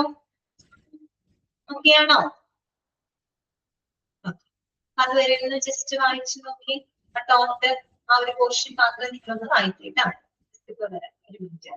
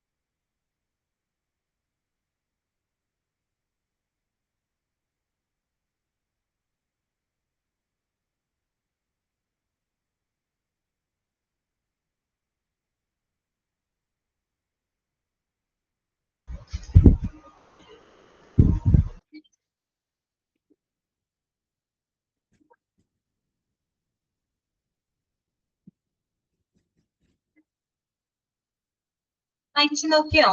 ഇത്രയും ഭാഗങ്ങളൊക്കെ ക്ലിയർ ആയോ എല്ലാവർക്കും? ഓക്കെ അല്ലേ? ഇനി നമുക്ക് നെക്സ്റ്റ് പഠിക്കാനുള്ള വളരെ ഇമ്പോർട്ടന്റ് ആയിട്ടുള്ള ഒരു ആക്ട് ആണ് കൺസ്യൂമർ പ്രൊട്ടക്ഷൻ ആക്ട് അഥവാ ഉപഭോക്തൃ സംരക്ഷണ നിയമം. കേട്ടോ, നമ്മളെല്ലാവരും കേട്ടിട്ടുള്ള ഒരു ആക്ട് ആണ് അല്ലെ, ഉപഭോക്തൃ സംരക്ഷണ നിയമം. അതിപ്പോ നിങ്ങൾ ചിന്തിക്കുന്നുണ്ടാവും അതെന്തുകൊണ്ടാണ് ഹോസ്പിറ്റലിൽ കൺസ്യൂമർ പ്രൊട്ടക്ഷൻ ആക്ട് വന്നതെന്ന് ചിലപ്പോൾ നിങ്ങൾ ചിന്തിക്കുന്നുണ്ടാവും. നമ്മൾ കൺസ്യൂമേഴ്സ് തന്നെയാണ് ഒരു തരത്തിൽ അല്ലെ, നമ്മൾ പ്രോഡക്റ്റുകൾ വാങ്ങൽ മാത്രമല്ലല്ലോ കൺസ്യൂമർ എന്ന് പറഞ്ഞാൽ, നമ്മൾ പല സർവീസുകൾ വാങ്ങുന്നുണ്ട്. അതായത് ഒരു പേഷ്യന്റിനെ സംബന്ധിച്ച് അവർ ഹോസ്പിറ്റലിന്റെ സർവീസ് ഉപയോഗപ്പെടുത്തുന്ന ആളാണ് അല്ലെ, അവര് പൈസ മുടക്കി അല്ലെ, ഒരു ട്രീറ്റ്മെന്റിന് വേണ്ടി പൈസ മുടക്കി അവര് ആ ഒരു ഹോസ്പിറ്റലിന്റെ സേവനങ്ങൾ കൈപ്പറ്റുന്ന ആൾക്കാരാണ്. അപ്പൊ അങ്ങനെ നോക്കുമ്പോൾ പേഷ്യൻസും കൺസ്യൂമേഴ്സ് തന്നെയാണ് അല്ലെ. നമ്മുടെ മനസ്സിൽ പെട്ടെന്ന് കൺസ്യൂമർ വരുമ്പോൾ എന്തെങ്കിലും ഒരു പ്രോഡക്റ്റ് വാങ്ങുന്ന ആൾക്കാരല്ല, പ്രൊഡക്റ്റ് മാത്രമല്ല സർവീസ് കൈപ്പറ്റുന്ന ആളുകളും കൺസ്യൂമേഴ്സ് തന്നെയാണ് അല്ലെ. പേഷ്യൻസ് ആരുടെ സേവനങ്ങളാണ് കൈപ്പറ്റുന്നത്? ഹോസ്പിറ്റലിന്റെ സർവീസ് ആണ് അല്ലെ. ഈ പറയുന്ന ആക്ട് ഇവിടെ ബാധകമല്ലേ? അതാണ് കൺസ്യൂമർ പ്രൊട്ടക്ഷൻ ആക്ട് അഥവാ ഉപഭോക്തൃ സംരക്ഷണ നിയമം. കേട്ടോ, അത് വളരെ കുറച്ച് കാര്യങ്ങൾ, കുറച്ച് പോയിന്റ് മാത്രമേ നമുക്ക് അവിടെ പഠിക്കാനായിട്ടുള്ളൂ. ഒന്നാമത്തെ പോയിന്റ് ഇതാണ്, this act came into force 1st September 1987. Underline ചെയ്യാട്ടോ, വളരെ ഇമ്പോർട്ടന്റ് ആയിട്ടുള്ള ഒരു പോയിന്റ് ആണ്. The act came into force on 1st September 1987. കേട്ടോ, 1987 സെപ്റ്റംബർ 1 ഈ ഒരു ആക്ട് നിലവിൽ വന്നിട്ടുള്ളത്. ഓക്കെ, രണ്ടാമത്തത് അഡ്വാൻറ്റേജ് എന്താണെന്ന് നോക്കിയേ. ഈ ഒരു ആക്ടിന്റെ ഏറ്റവും വലിയ അഡ്വാൻറ്റേജ് എന്താണെന്ന് അറിയാമോ? Minimal cost is involved and matter is decided within 3 to 4 months. എന്താണ്? Minimal cost is involved and matter is decided within 3 to 4 months. അതായത് കുറഞ്ഞ ചെലവില് നമുക്ക് എന്ത് ചെയ്യാൻ പറ്റും? വളരെ ചെറിയ കാലയളവില് നമുക്ക് ഈ പറയുന്ന പ്രശ്നങ്ങൾക്ക് പരിഹാരം കണ്ടെത്താനായിട്ട് സാധിക്കുന്നു. Okay, minimal cost is involved and matter is decided within 3 to 4 months എന്ന് പറയുമ്പോൾ കുറഞ്ഞ ചെലവിൽ നമുക്ക് വെറും 3-4 മാസങ്ങൾക്കുള്ളിൽ പ്രശ്നങ്ങൾ പരിഹരിക്കാനായിട്ട് സാധിക്കുന്നു. ഓക്കെ, അത്ര വലിയ കാലതാമസമൊന്നും വേണ്ട, വലിയൊരു ചെലവ് നമുക്ക് അവിടെ ആവശ്യമായിട്ട് വരുന്നത്. അതൊരു വലിയൊരു അഡ്വാൻറ്റേജ് ആണ് കേട്ടോ. ഇനി ഇത് എന്തിനൊക്കെയുള്ള പരിഹാരങ്ങളാണ് ഈ ഒരു ആക്ട് പ്രകാരം നമുക്ക് എന്തൊക്കെ പരിഹാരം, എന്തൊക്കെ കാര്യങ്ങൾക്കുള്ള പരിഹാരങ്ങളാണ് നൽകുന്നത്? ഓക്കെ, ഇത് പ്രൊവൈഡ്സ് ദ റിഡ്രസൽ ഫോർ, എന്തൊക്കെ കാര്യങ്ങൾക്കുള്ള റിഡ്രസൽ, എന്തൊക്കെ കാര്യങ്ങൾക്കുള്ള പരിഹാരമാണ് അത് നൽകുന്നത്? ഒന്ന്, ഡിഫക്റ്റീവ് ഗുഡ്സ് അല്ലെ. ഡിഫക്റ്റീവ് ഗുഡ്സ് എന്ന് പറയുന്നത് എന്താണ്? ഈ പറയുന്ന കേടുപാടുകൾ വന്നിട്ടുള്ള വസ്തുക്കൾ അല്ലെ, അതായത് നമ്മൾ വാങ്ങുന്ന സാധനങ്ങളിൽ ഉണ്ടാകുന്ന കേടുപാടുകള് അല്ലെ. പിന്നെ ഡെഫിഷ്യന്റ് സർവീസ്, സേവനങ്ങളിലുള്ള പോരായ്മകള് അല്ലെ, സേവനങ്ങളിലുള്ള പോരായ്മകള്. മൂന്നാമത്തത് അൺഫെയർ ട്രേഡ് പ്രാക്ടീസസ്, അന്യായമായിട്ടുള്ള വ്യാപാര സമ്പ്രദായങ്ങള്. ഇങ്ങനെയുള്ള പ്രശ്നങ്ങൾക്കെല്ലാം തന്നെ പരിഹാരം നമുക്ക് കൺസ്യൂമർ പ്രൊട്ടക്ഷൻ ആക്ട് വഴി ലഭിക്കുന്നു. ഇതൊക്കെയാണ് ഫോർ ഡിഫക്റ്റീവ് ഗുഡ്സ് അല്ലെ. ഡിഫക്റ്റീവ് ഗുഡ്സ് എന്ന് പറയുമ്പോൾ അറിയാലോ, കേടുപാടുകൾ വന്നിട്ടുള്ള വസ്തുക്കള് അല്ലെ. അതുപോലെ ഡെഫിഷ്യന്റ് സർവീസ് എന്ന് പറയുമ്പോൾ സേവനങ്ങളിലുള്ള പോരായ്മകള് അല്ലെ. സേവനങ്ങളിൽ ഇപ്പൊ നമുക്ക് ഹോസ്പിറ്റലിൽ ലഭിക്കുന്ന സേവനങ്ങളിൽ എന്തെങ്കിലും പോരായ്മകൾ ഉണ്ടെങ്കിൽ നമുക്ക് ഇത് പ്രകാരം പരാതിപ്പെടാവുന്നതാണ്. അതുപോലെ അൺഫെയർ ആയിട്ടുള്ള ട്രേഡ് പ്രാക്ടീസസ് അല്ലെ, അന്യായമായിട്ടുള്ള വ്യാപാര സമ്പ്രദായങ്ങൾ. എന്താണ് അന്യായമായിട്ടുള്ള വ്യാപാര സമ്പ്രദായം എന്ന് പറയുന്നത്? എന്താണ്? അതായത് നമ്മൾ ഉപഭോക്താക്കളുടെ സ്വാതന്ത്ര്യത്തിന് ഹനിക്കുന്ന രീതിയിൽ എന്താണ് തെറ്റായ വ്യാപാര സമ്പ്രദായങ്ങൾ നടത്താം, അല്ലെങ്കിൽ നമ്മൾ എക്സ്പയറി ഡേറ്റ് കഴിഞ്ഞിട്ടുള്ള പ്രോഡക്റ്റുകൾ സെറ്റ് ചെയ്യാം അല്ലെ. അതുപോലെ അതിൽ പറഞ്ഞിട്ടുള്ള MRP, അതിൽ പറഞ്ഞിട്ടുള്ള വിലയ്ക്ക് അപ്പുറത്തേക്ക് നമ്മൾ പൈസ ഈടാക്കാം അല്ലെ. അല്ലെങ്കിൽ പിന്നെ എന്താണ് ഇതുപോലെ കേടുപാടുകൾ വന്നിട്ടുള്ള വസ്തുക്കൾ വിൽക്കാം. പിന്നെ ചിലപ്പോൾ അവരുടെ വിൽപ്പന വേഗത്തിലാക്കാനായിട്ട് എന്താണ് തെറ്റായ പരസ്യ പ്രചരണങ്ങൾ നടത്തുക അല്ലെ. ഇതൊക്കെ എന്താണ്? ഈ പറഞ്ഞ കാര്യങ്ങളെല്ലാം അൺഫെയർ ട്രേഡ് പ്രാക്ടീസിനകത്ത് വരുന്ന കാര്യങ്ങളാണ് കേട്ടോ. അപ്പൊ ഇങ്ങനെയുള്ള പ്രശ്നങ്ങൾക്കെല്ലാം തന്നെ ഈ ഒരു ആക്ട് വഴി നമുക്ക് എന്ത് ലഭിക്കുന്നുണ്ട്? പരിഹാരം കണ്ടെത്താനായിട്ട് സാധിക്കും. 3 പോയിന്റ് കിട്ടിയല്ലോ. അപ്പൊ എന്താണ് ആക്ട് വന്നത്? 1987 സെപ്റ്റംബർ 1. ഓക്കെ, ഇനി ഈ ആക്ടിന്റെ അഡ്വാൻറ്റേജ് എന്താണെന്ന് പറഞ്ഞത്?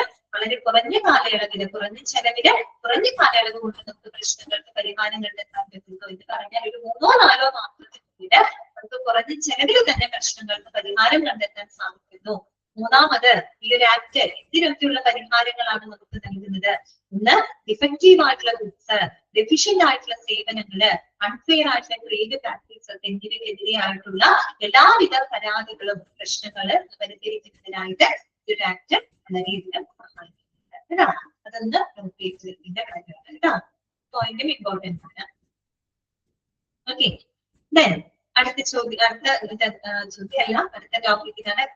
കൺസ്യൂമർ. ആരാണ് കൺസ്യൂമർ? ആരാണ് കൺസ്യൂമർ അഥവാ ഉപഭോക്താവ് എന്ന് പറഞ്ഞാൽ അവനവന്. ആരാണ് consumer? Okay, a person who hires any service for any consideration. Underline ചെയ്യാട്ടോ, ചോദിക്കാവുന്നതാണ്. Consumer, a person who hires any services for any consideration. ഇവിടെ കൺസിഡറേഷൻ എന്ന് പറഞ്ഞാൽ എന്താ ഉദ്ദേശിക്കുന്നത് അറിയോ? നമ്മൾ പണം നൽകിക്കൊണ്ട് സാധനങ്ങളോ സേവനങ്ങളോ വാങ്ങുകയും ഉപയോഗിക്കുകയും ചെയ്യുന്ന വ്യക്തിയാണിത് കൺസ്യൂമർ അഥവാ ഉപഭോക്താവ് എന്ന് പറയുന്നത്. മനസ്സിലായോ? പണം നൽകിക്കൊണ്ട്, അല്ലെ, പണം നൽകിക്കൊണ്ട് സാധനങ്ങളും സേവനങ്ങളും വാങ്ങുകയും ഉപയോഗിക്കുകയും ചെയ്യുന്ന വ്യക്തിയാണ് ആര്?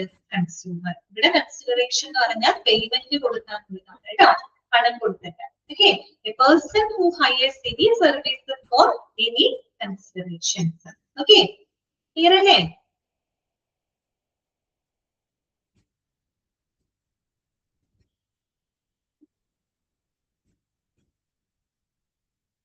നെക്സ്റ്റ് വരുന്നതാണ് ഡെഫിഷ്യൻസി. എന്താണ് ഡെഫിഷ്യൻസി? ഡെഫിഷ്യൻസി എന്നതുകൊണ്ട് എന്താണ് മീൻ ചെയ്യുന്നത്? എന്താണ് ഡെഫിഷ്യൻസി എന്ന് പറഞ്ഞാൽ എന്താണ്? Okay, A fault, imperfection, shortcoming or inadequacy in the quality, nature and manner of performance of the contractor or otherwise in relation to the service. നമ്മള് ഡെഫിഷ്യൻസി എന്ന് പറഞ്ഞു കഴിഞ്ഞാല് നമ്മൾ ഉദ്ദേശിക്കുന്നത് എന്താണെന്ന് അറിയാമോ? ഇപ്പൊ നമുക്ക് ലഭിക്കുന്ന പ്രോഡക്റ്റുകളിലോ അല്ലെങ്കിൽ നമുക്ക് ലഭിക്കുന്ന സേവനങ്ങളിലോ ഗുണമേന്മയില്, ക്വാളിറ്റിയില്, ചിലപ്പോൾ അതിന്റെ നേച്ചർ ആവാം, അതിന്റെ ഒരു സ്വഭാവം അതിന്റെ നേച്ചറിലാവാം, അല്ലെങ്കിൽ അതിന്റെ മാനർ ഓഫ് പെർഫോമൻസ്, അല്ലെ അതിന്റെ ഒരു പ്രകടന രീതി. ഇപ്പൊ മെഷീനുകളൊക്കെ ആണെങ്കിൽ അതിന്റെ ഒരു പെർഫോമൻസ്, അതിന് ഗ്യാരണ്ടി ചെയ്യുന്ന ഒരു പെർഫോമൻസ് ഉണ്ട് അല്ലെ, ആ ഒരു പെർഫോമൻസ്, ഇതിലൊക്കെ ഉണ്ടാകുന്ന ഫോൾട്ടുകള്, അതായത് തെറ്റുകള്, അപൂർണതകള്, പോരായ്മകള്, കുറവുകള്, ഇതൊക്കെയാണ് എന്ത് ഡെഫിഷ്യൻസി എന്നതുകൊണ്ട് മീൻ ചെയ്യുന്നത്. ഡെഫിഷ്യൻസി എന്ന് പറഞ്ഞാൽ എന്താണ് മീൻ ചെയ്യുന്നത്? നമുക്ക് ലഭിക്കുന്ന പ്രോഡക്റ്റിലോ അല്ലെങ്കിൽ നമുക്ക് ലഭിക്കുന്ന സേവനങ്ങളിലോ ക്വാളിറ്റി, ഗുണമേന്മയിലോ നേച്ചറിലോ അല്ലെങ്കിൽ അതിന്റെ പെർഫോമൻസിലോ ഉണ്ടാകുന്ന പിഴവുകള്, ഫോൾട്ടുകള്, അല്ലെ, തെറ്റുകളാവാം, ചിലപ്പോ അപൂർണതകളാവാം, ഇംപെർഫെക്ഷൻസ് ആവാം, ഷോർട്ട്കമിങ്സ് ആവാം, അല്ലെ, പോരായ്മകളാവാം, കുറവുകളാവാം, അപര്യാപ്തത എന്നൊക്കെ നമുക്ക് പറയില്ലേ, അതെ, അങ്ങനെയുള്ള കാര്യങ്ങളാണ് ഇത് ഡെഫിഷ്യൻസി എന്നതുകൊണ്ട് മീൻ ചെയ്യുന്നത്. അപ്പോ ഇത് പിന്നെ ഒരു കാര്യം പറയണേ, ഡെഫിഷ്യൻസി എന്ന് പറയുമ്പോ അത് ഒന്നുകിൽ നമ്മൾ ഇപ്പൊ പറയുന്നത് performance of a contract otherwise in relation to the service കേട്ടോ. അതായത് നമുക്ക് കരാറ് പ്രകാരം അല്ലെങ്കിൽ നിയമപരമായിട്ട് പാലിക്കേണ്ടതായിട്ട് ഉള്ള കാര്യങ്ങളിൽ വരുന്ന കുറവുകളാണ് കേട്ടോ. ഓക്കെ, അങ്ങനെയുള്ള കുറവുകളാണ്. ഇപ്പൊ നമ്മളൊരു കരാറ് പ്രകാരം ചില വ്യവസ്ഥകൾ ഉണ്ടാവും അല്ലെ, ഒരു കോൺട്രാക്ട് പറയുന്ന പോലെ ഇത്ര ക്വാളിറ്റി, ഇതിന്റെ നേച്ചറും ഇതിന്റെ പെർഫോമൻസും ഒക്കെ അതിൽ കൃത്യമായിട്ട് പറഞ്ഞിട്ടുണ്ടാവും. അപ്പൊ ആ ഒരു കോൺട്രാക്റ്റില് അല്ലെങ്കിൽ കോൺട്രാക്റ്റിൽ പറഞ്ഞിട്ടുള്ള പ്രകാരം അല്ലെങ്കിൽ നിയമപരമായിട്ട് പാലിക്കപ്പെടാത്ത രീതിയിലുള്ള എന്താ പറയാ പ്രശ്നങ്ങൾ അല്ലെ, അതിൽ വരുന്ന ഫോൾട്ടും ഇംപെർഫെക്ഷൻസ് ഒക്കെയാണ് കേട്ടോ ഡെഫിഷ്യൻസി എന്നതുകൊണ്ട് ഉദ്ദേശിക്കുന്നത് അല്ലെ. കരാർ എന്നൊക്കെ പറയുമ്പോൾ കരാറിൽ പറഞ്ഞിരിക്കുന്ന കാര്യങ്ങൾ കൃത്യമായിട്ട് ചെയ്തു കൊടുക്കണം. അതിലെന്തെങ്കിലും പോരായ്മകൾ വന്നു കഴിഞ്ഞാൽ അത് തെറ്റ് തന്നെയാണ്, അത് നമുക്ക് നഷ്ടം വരുന്ന ഒരു കാര്യമാണ് അല്ലെ. ഇനി സർവീസിനെ പറ്റി ഇവിടെ പറയുന്നുണ്ട്. Service of any description excluding free service കേട്ടോ. Service of any description excluding free service. ഇനി നമ്മൾ ഈ കൺസ്യൂമർ പ്രൊട്ടക്ഷൻ ആക്ടിന്റെ പരിധിയിൽ വരുന്ന മറ്റൊരു കാര്യം എന്താ പറയുന്നത്? സൗജന്യ സേവനങ്ങൾ ഒഴികെയുള്ള ബാക്കി എല്ലാ സേവനങ്ങളും ഈ ഒരു നിയമത്തിന്റെ കീഴില് വരുന്നതാണ്. സൗജന്യ സേവനങ്ങൾക്ക് നമുക്ക് എന്തെങ്കിലും പോരായ്മകൾ വന്നാല് കൺസ്യൂമർ പ്രൊട്ടക്ഷൻ ആക്ട് പ്രകാരം നമുക്ക് കേസിന് പോകാൻ പറ്റുമോ?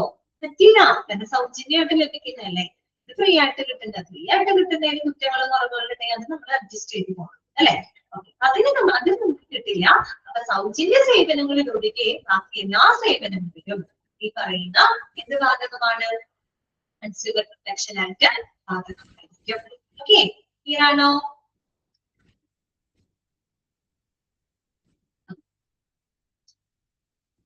ഇനി അടുത്തതാണ് ടൈം ലിമിറ്റേഷൻ ട്ടോ. നെക്സ്റ്റ് പറയുന്നത് ടൈം ലിമിറ്റേഷൻ ആണ് ട്ടോ. സമയ പരിധിയെ പറ്റിയിട്ടാണ് അവിടെ പറയുന്നത്. ശ്രദ്ധിക്കേണ്ട ഒരു പോയിന്റുകളാണ്. ഇത് ഇമ്പോർട്ടന്റ് ആണ്. A claim four compensation under CPA. CPA എന്ന് പറഞ്ഞാൽ കൺസ്യൂമർ പ്രൊട്ടക്ഷൻ ആക്ട്. അതിന് ചുരുക്കി എഴുതിയിരിക്കുന്ന CPA എന്നാണ്. A claim four compensation under CPA must be filed within 3 years കേട്ടോ. അതായത് കൺസ്യൂമർ പ്രൊട്ടക്ഷൻ ആക്ട് പ്രകാരം നമ്മള് നഷ്ടപരിഹാരത്തിനായിട്ടുള്ള പരാതികള് 3 വർഷത്തിനുള്ളില്, എത്ര വർഷത്തിനുള്ളിലാണ്? 3 വർഷത്തിനുള്ളിൽ നമ്മൾ എന്ത് ചെയ്തിരിക്കണം? ഫയൽ ചെയ്തിരിക്കണം. മനസ്സിലായോ? A claim for compensation under CPA must be filed within 3 years. Within 3 years എന്നുള്ളത് അണ്ടർലൈൻ ചെയ്യാം ട്ടോ. കൺസ്യൂമർ പ്രൊട്ടക്ഷൻ ആക്ട് പ്രകാരം നഷ്ടപരിഹാരത്തിനായിട്ടുള്ള പരാതികള് 3 വർഷത്തിനുള്ളിൽ സബ്മിറ്റ് ചെയ്തിരിക്കണം.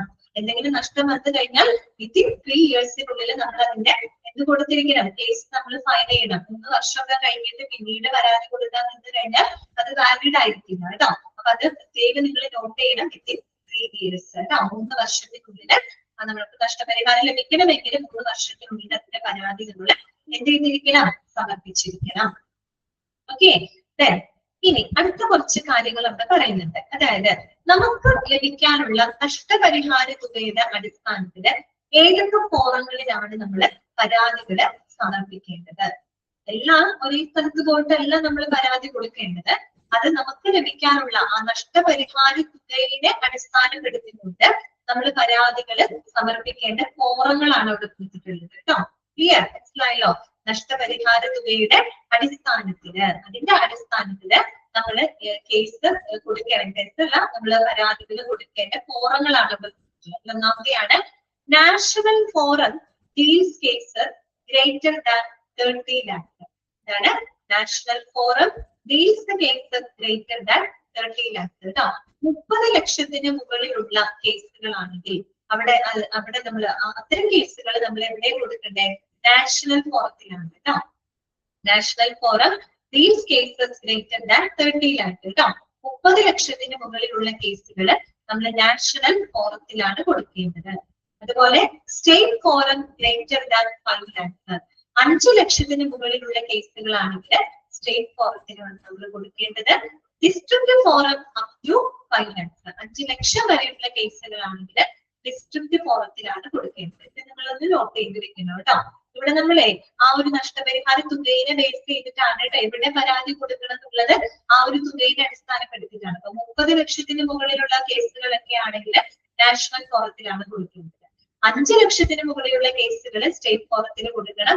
5 ലക്ഷം വരെയുള്ള കേസുകൾ ഡിസ്ട്രിക്ട് ഫോറത്തിലാണ് കൊടുക്കേണ്ടത്. ഓക്കെ, ക്ലിയർ ആയോ പറഞ്ഞത്?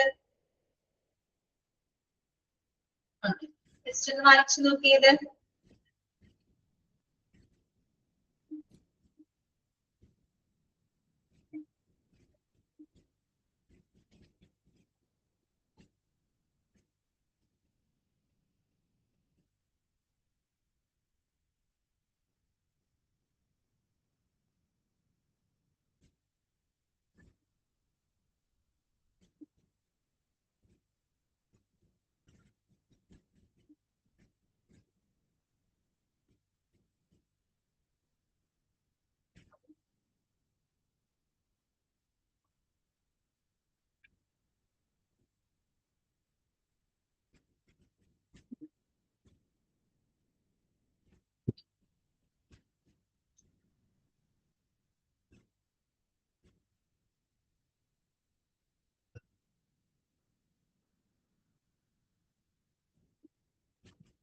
അയച്ചു നോക്കിയോ? എല്ലാവർക്കും മനസ്സിലായോ? ക്ലിയർ ആയില്ലേ? ഇനി നമുക്ക് നെക്സ്റ്റ് പഠിക്കാനുള്ളത് പേഷ്യന്റ് ബിൽ ഓഫ് റൈറ്റ്സ് ആണ് കേട്ടോ. പേഷ്യന്റിന്റെ അവകാശങ്ങളെ പറ്റിയിട്ടാണ് നമുക്ക് ഡിസ്കസ് ചെയ്യാനുള്ളത്. പേഷ്യന്റ് ബിൽ ഓഫ് റൈറ്റ്സ് കേട്ടോ. അത് വളരെ ഇമ്പോർട്ടന്റ് ആണ് കേട്ടോ. ഓക്കെ, അത് അറിഞ്ഞിരിക്കണം. ഇത് ഇമ്പോർട്ടന്റ് എന്ന് വെച്ചാൽ ഞാൻ പറഞ്ഞത് എക്സാം പോയിന്റ് ഓഫ് വ്യൂവിൽ മാത്രമല്ല, നമ്മൾ നമ്മുടെ പ്രാക്ടിക്കൽ ലൈഫിൽ നമുക്കത് ഇമ്പോർട്ടന്റ് ആണ്. പേഷ്യന്റിന് എന്തൊക്കെ അവകാശങ്ങൾ ഉണ്ടെന്നുള്ളത് നമ്മൾ അറിഞ്ഞിരിക്കണം. എവിടെയെങ്കിലും അത് ലംഘിക്കപ്പെടുകയാണെങ്കിൽ നമുക്ക് അതിന് വേണ്ടിയിട്ട് എന്ത് ചെയ്യാം? ബാധിക്കാം അല്ലെ? അത് അറിഞ്ഞിരിക്കണം കേട്ടോ. പേഷ്യന്റ് ബിൽ ഓഫ് റൈറ്റ്സ് കേട്ടോ, രോഗിയുടെ പ്രധാനപ്പെട്ട അവകാശങ്ങൾ എന്തൊക്കെയാണ്. ഒന്നാമത്തത് റെസ്പെക്ട്ഫുൾ കെയർ ആണ് അല്ലെ. റെസ്പെക്ട്ഫുൾ കെയർ അല്ലെ, മാന്യമായിട്ടുള്ള ഒരു പരിചരണം അല്ലെ. എല്ലാ രോഗികൾക്കും ഒരു മാന്യമായിട്ടുള്ള മര്യാദയോടുകൂടിയുള്ള ഒരു പരിചരണം ലഭിക്കാനുള്ള അവകാശമുണ്ട്. ഓക്കെ, ഇതാണ് റെസ്പെക്ട്ഫുൾ കെയർ ആണ് കേട്ടോ. അതായത് മാന്യമായിട്ടുള്ള മര്യാദയോട് കൂടിയിട്ടുള്ള ഒരു പരിചരണം രോഗികൾക്ക് ലഭിക്കുന്നതിനുള്ള അവകാശം ഉണ്ട്. ഓക്കെ, രണ്ടാമത്തത് complete information with regard to diagnosis, treatment and prognosis. അതുപോലെ തന്നെ രോഗനിർണയം, ചികിത്സ. പ്രോഗ്നോസിസ് എന്ന് പറയുന്നത് എന്താണ്?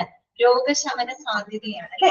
രോഗം ഭേദമാകാനുള്ള സാധ്യത എന്നിവയെ കുറിച്ചുള്ള പൂർണ്ണമായ വിവരങ്ങൾ അറിയാനുള്ള അവകാശങ്ങൾ നമുക്കുണ്ട്, രോഗിക്കുണ്ട്.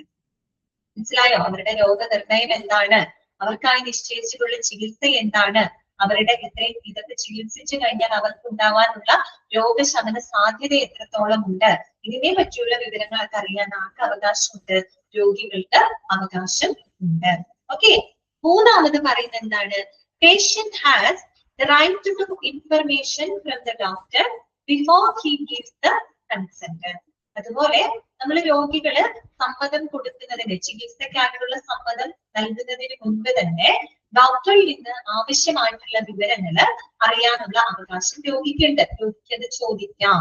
രോഗി അത് ചോദിക്കുമ്പോൾ ഡോക്ടർ ഒരിക്കലും അതൊന്നും താൻ അറിയേണ്ട കാര്യമല്ല, അതൊക്കെ ഞങ്ങളുമായിട്ട് റിലേറ്റഡ് അങ്ങനെ ഒരിക്കലും ഒരു ഡോക്ടർ പറയാൻ പാടില്ല അല്ലെ. അതായത് ഒരു രോഗിയെ ചികിത്സിക്കണമെങ്കിൽ അവരുടെ കൺസെന്റ് വേണം അല്ലെ.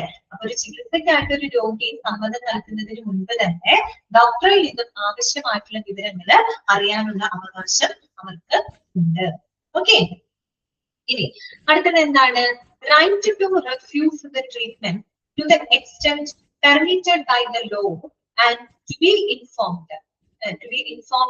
Medical consequences. ശരിക്കും അത് ഒറ്റ പോയിന്റ് ആണ് കേട്ടോ. മെഡിക്കൽ കോൺസിക്വൻസസ് എന്നുള്ളത് വേറെ പോയിന്റ് അല്ല, ആ ഒരു സെന്റൻസിനോട് ചേർന്ന് വരുന്ന കാര്യമാണ് കേട്ടോ. Right to refuse the treatment to the extent permitted by the law and to be informed medical consequences. ഒറ്റ സെന്റൻസ് ആയിട്ട് പോകാം കേട്ടോ. അതായത് ചികിത്സ നിരസിക്കാനുള്ള അവകാശമുണ്ട്. അതായത് അങ്ങനെ പറഞ്ഞത്, അതായത് നിയമം അനുശാസിക്കുന്ന പരിധിയിൽ നിന്നുണ്ട്, അല്ലെങ്കിൽ നിയമം അനുശാസിക്കുന്ന പരിധിയിൽ അവർക്ക് ഏതെങ്കിലും ചികിത്സയോ അല്ലെങ്കിൽ മറ്റെന്തെങ്കിലും പരിചരണങ്ങളോ നിരസിക്കാനും ആർക്ക് അവകാശമുണ്ട്? രോഗികൾക്ക് അവകാശമുണ്ട്. അത് മാത്രമല്ല, നമ്മൾ അങ്ങനെയുള്ള ചികിത്സകളൊക്കെ നിരസിക്കുമ്പോൾ അവിടെ ഉണ്ടാവാൻ സാധ്യതയുള്ള വൈദ്യശാസ്ത്രപരമായിട്ടുള്ള പ്രത്യാഘാതങ്ങളെ പറ്റിയിട്ട് അവരെ മുൻകൂട്ടി അറിയിക്കേണ്ടതും അത്യാവശ്യമുണ്ട്. മനസ്സിലായോ? അതായത് നിയമം അനുശാസിക്കുന്ന പരിധി വരെ അവർക്ക് എന്ത് ചെയ്യാം? ചില ചികിത്സകൾ അവർക്ക് നിരസിക്കാം. അതൊരു പേഷ്യന്റിന്റെ അവകാശത്തിന്റെ ഭാഗമാണ് കേട്ടോ. ചികിത്സകൾ നിരസിക്കാൻ അവർക്ക് അവകാശമുണ്ട്. ഇനി അങ്ങനെ നിരസിക്കുമ്പോൾ ഉണ്ടാകാൻ സാധ്യതയുള്ള എല്ലാ മെഡിക്കൽ കോൺസിക്വൻസിനെ പറ്റിയിട്ടും അവരെന്ത് ചെയ്യണം? മുൻകൂട്ടി അറിയിക്കേണ്ടതാണ് അല്ലെ. അവരതിനെ പറ്റി മുൻകൂട്ടി അവരെ ബോധ്യപ്പെടുത്തി കൊടുക്കേണ്ടതാണ്. ഓക്കെ, പിന്നെ പറയുന്നത് എന്താന്ന് വെച്ച് കഴിഞ്ഞാല് റൈറ്റ് ടു പ്രൈവസി ആണ് കേട്ടോ. All communication and records must be treated as a confidential. അതുപോലെ തന്നെ റൈറ്റ് ടു പ്രൈവസി ഞാൻ പറഞ്ഞു, ഇതൊരു ഫണ്ടമെന്റൽ റൈറ്റ് കൂടിയാണ് അല്ലെ. സ്വകാര്യതയ്ക്കുള്ള അവകാശം, പ്രത്യേകിച്ച് രോഗിയുടെ ചികിത്സയുമായിട്ട് ബന്ധപ്പെട്ട എല്ലാ കമ്മ്യൂണിക്കേഷൻസുകളും റെക്കോർഡുകളും എന്തായിരിക്കണം? കോൺഫിഡൻഷ്യൽ ആയിരിക്കണം, രഹസ്യാത്മകമായിരിക്കണം. ഓക്കെ, ഇതാണ് പറയുന്നത് right to privacy. All communication and records must be treated as a confidential. അല്ലെ, സ്വകാര്യതയ്ക്കുള്ള അവകാശം. അതായത് ഒരു രോഗിയെ സംബന്ധിച്ച് അവരുടെ അവരുടെ ചികിത്സയുമായിട്ട് അല്ലെങ്കിൽ അവരുടെ ചികിത്സയുമായിട്ട് ബന്ധപ്പെട്ട എല്ലാ കമ്മ്യൂണിക്കേഷൻസുകളും അതുപോലെ റെക്കോർഡുകളും എപ്പോഴും എന്തായിരിക്കണം? Must be treated as confidential, രഹസ്യാത്മകമായിട്ട് തന്നെ ട്രീറ്റ് ചെയ്തിരിക്കണം. ഇതൊരിക്കലും അവരുടെ സമ്മതമോ അനുവാദമോ കൂടാതെ ഒരു കാരണവശാലും ഇത് എന്ത് ചെയ്യാൻ പാടില്ല? ഡിസ്ക്ലോസ് ചെയ്യാനൊന്നും പാടില്ല കേട്ടോ. അല്ലെങ്കിൽ അവരുടെ വിവരങ്ങളോ വ്യക്തിപരമായിട്ടുള്ള വിവരങ്ങളായിക്കോട്ടെ ചികിത്സാപരമായിട്ടുള്ള വിവരങ്ങളായിക്കോട്ടെ എന്തിനും അവരുടെ ഒരു ഫോട്ടോ പോലും അവരുടെ സമ്മതമില്ലാതെ എടുക്കാൻ പാടില്ല. അത് അവരുടെ പ്രൈവസിനെ ബാധിക്കുന്ന കാര്യങ്ങളുണ്ട് അല്ലെ. ഓക്കെ, അടുത്തത് എന്താണ്? Hospitals must provide evaluation, service and referral as indicated by the urgency of the case. അതാണ് hospitals must provide evaluation, service and referral as indicated by the urgency of the case. അതുപോലെ ഓരോ കേസിന്റെയും എമർജൻസിക്ക് അനുസരിച്ച് എന്ത് ചെയ്യണം? ഹോസ്പിറ്റൽസുകള് രോഗികളെ വിലയിരുത്തണം, അല്ലെ? അവരെ പരിശോധിക്കണം, അവർക്ക് ആവശ്യമായ സേവനങ്ങൾ നൽകണം. ഇനി അവർക്ക് ചിലപ്പോ മികച്ച സേവനങ്ങൾ നൽകുന്നതിന് വേണ്ടിയിട്ട് മറ്റേതെങ്കിലും ഹോസ്പിറ്റലുകളിലേക്ക് അവരെ റെഫർ ചെയ്യേണ്ടതായിട്ട് വരും. ഇതൊക്കെ ഓരോ അർജൻസിക്ക് അനുസരിച്ചിട്ടാണ്, അല്ലെ? ചിലപ്പോൾ നമ്മുടെ ഹോസ്പിറ്റലിൽ കൊണ്ടുവരുന്ന പേഷ്യന്റിന് നല്ലൊരു ട്രീറ്റ്മെന്റ് കൊടുക്കാനുള്ള സംവിധാനങ്ങൾ അവിടെ ഇല്ലാതുണ്ടെങ്കിൽ രോഗി അവിടെ വെച്ചുകൊണ്ടിരിക്കരുത്, അല്ലെ? എത്രയും പെട്ടെന്ന് കുറേ കൂടെ നല്ല സൗകര്യമുള്ള ഹോസ്പിറ്റലിലോട്ട് അവരെ റെഫർ ചെയ്യണം, അല്ലെ? അപ്പൊ അതുകൊണ്ടാണ് അവിടെ പറയുന്നത് ഓരോ കേസിന്റെയും അർജൻസിക്ക് അനുസരിച്ച് ഹോസ്പിറ്റൽ എന്ത് ചെയ്യണം? രോഗികളെ പരിശോധിക്കണം, അവർക്ക് ആവശ്യമായ സേവനങ്ങൾ നൽകണം, കഴിയുമെങ്കിൽ മികച്ച സേവനങ്ങൾക്ക് വേണ്ടിയിട്ട് അവരെ മറ്റു ഹോസ്പിറ്റലിലോട്ട് റെഫർ ചെയ്ത് വിടും, അല്ലെ? ഓക്കെ. ഇനി അങ്ങനെ വെറുതെ റെഫർ ചെയ്തതോടുകൂടി അവരുടെ റെസ്പോൺസിബിലിറ്റി അവിടെ കഴിയുന്നുണ്ടോ? ഇല്ല. ഇതെന്താണ്? Relationship of hospital to other hospital where one is being referred to. അത് കൂടാതെ നമ്മൾ എവിടേക്കാണോ അവരെ റെഫർ ചെയ്തു വിടുന്നത് അവരുമായിട്ട് നമ്മൾ നല്ലൊരു റിലേഷൻഷിപ്പ് കീപ്പ് ചെയ്തിരിക്കണം. അതിന് വേണ്ടിയിട്ട് അങ്ങനെ കീപ്പ് ചെയ്തത് to maintain the continuity of medical care. Medical കെയറിന്റെ കണ്ടിന്യൂവിറ്റി മെയിൻറ്റെയിൻ ചെയ്യുന്നതിന് വേണ്ടിയിട്ടാണ്, അല്ലെ? അതെ, അതിന്റെ കണ്ടിന്യൂവിറ്റി മെയിൻറ്റെയിൻ ചെയ്യുന്നതിന് വേണ്ടിയിട്ടാണ്, അല്ലെ? നമ്മളിപ്പോ ഈ ഹോസ്പിറ്റലിൽ നിന്ന് വേറൊരു ഹോസ്പിറ്റലിലോട്ട് നമ്മൾ അവരെ റെഫർ ചെയ്ത് വിടാണ്, അല്ലെ? അങ്ങനെ റെഫർ ചെയ്ത് വിടുമ്പോ അവരുമായിട്ട് നമുക്കൊരു കമ്മ്യൂണിക്കേഷൻ ഉണ്ടാവണം, അല്ലെ? അല്ലെങ്കിൽ എന്ത് സംഭവിക്കും? പേഷ്യന്റിന്റെ ചികിത്സയുടെ കണ്ടിന്യൂവിറ്റി അവിടെ നഷ്ടപ്പെടും. ഓക്കെ. പിന്നെ അടുത്തത് എന്താണ്?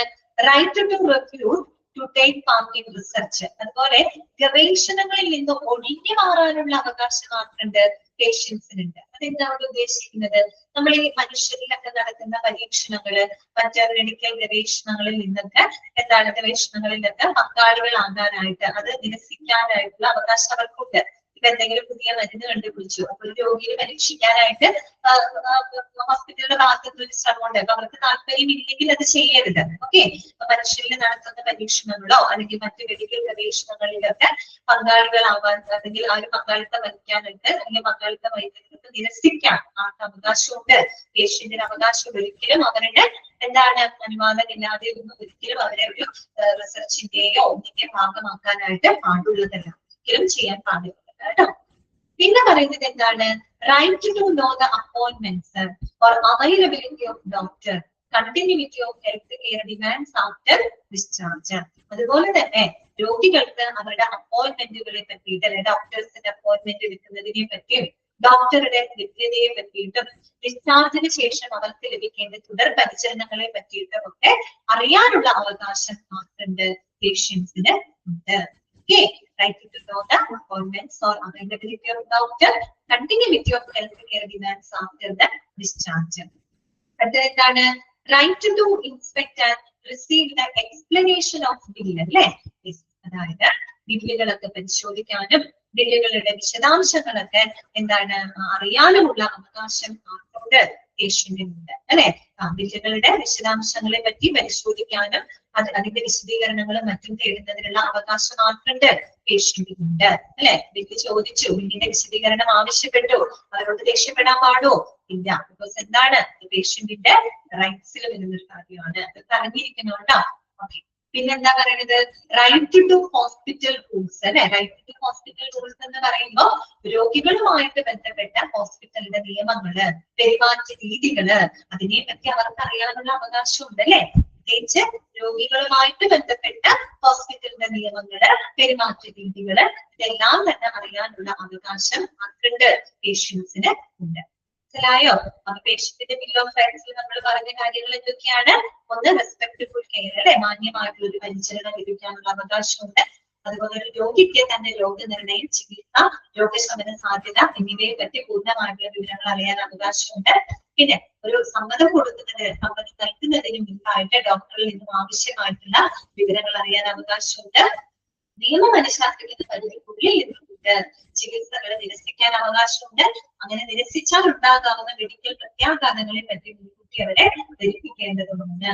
അതുപോലെ തന്നെ എന്താണ്? സ്വകാര്യതയ്ക്കുള്ള അവകാശമുണ്ട്, അല്ലെ? രോഗിയുടെ ചികിത്സയുമായിട്ട് ബന്ധപ്പെട്ട എല്ലാ ആശയവിനിമയവും റെക്കോർഡുകളും തീർച്ചയായിട്ടും കോൺഫിഡൻഷ്യൽ ആയിട്ട് ട്രീറ്റ് ചെയ്തിരിക്കണം. അതുപോലെ തന്നെ ഓരോ കേസിന്റെയും അർജൻസിക്ക് അനുസരിച്ച് ഹോസ്പിറ്റലുകൾ രോഗികളുടെ ഇവാലുവേറ്റ് ചെയ്യണം, അവരെ വിലയിരുത്തണം, അവർക്ക് സർവീസ് കൊടുക്കണം. അതുപോലെ ഇനിയിപ്പോ വേണ്ടത്ര സേവനങ്ങൾ കൊടുക്കാൻ ഫെസിലിറ്റി ഇല്ലാന്നുണ്ടെങ്കിൽ നമ്മളെ മറ്റൊരു ഹോസ്പിറ്റലിലോട്ട് റെഫർ ചെയ്ത് വിടണം. അതോടുകൂടി ഉത്തരവാദിത്തം കഴിയുന്നില്ല, നമ്മൾ എവിടേക്കാണോ അവരെ റെഫർ ചെയ്ത് വിട്ടത് ആ ഹോസ്പിറ്റലുമായിട്ട് നിലവിലെ ഹോസ്പിറ്റലിൽ പ്രോപ്പർ കമ്മ്യൂണിക്കേഷൻ ഉണ്ടായിരിക്കണം അല്ലെ.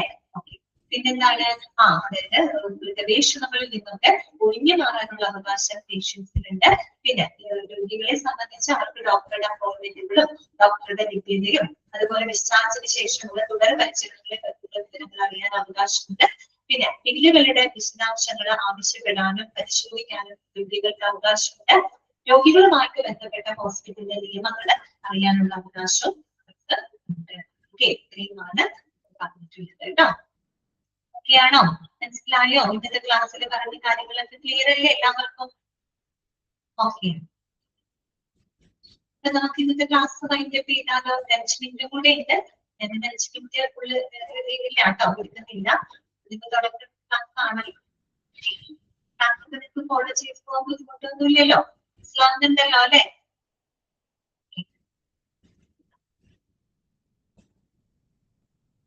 അപ്പൊ എന്തായാലും നമ്മൾ ഇതിനെടുത്ത ഭാഗങ്ങൾ ടോട്ട് എന്താണ്, ടോട്ടിന്റെ എക്സാമ്പിൾ നമ്മൾ കണ്ടു. പിന്നെ ഈ പറയുന്ന പോലെ മിസ്സലേനിയസ് ടോട്ട് അല്ലെ, ടോട്ടിന്റെ മറ്റൊരു എക്സാമ്പിൾ. ഏറ്റവും ഇമ്പോർട്ടന്റ് നമ്മൾ പഠിച്ചത് കൺസ്യൂമർ പ്രൊട്ടക്ഷൻ ആക്ട് ആണ്.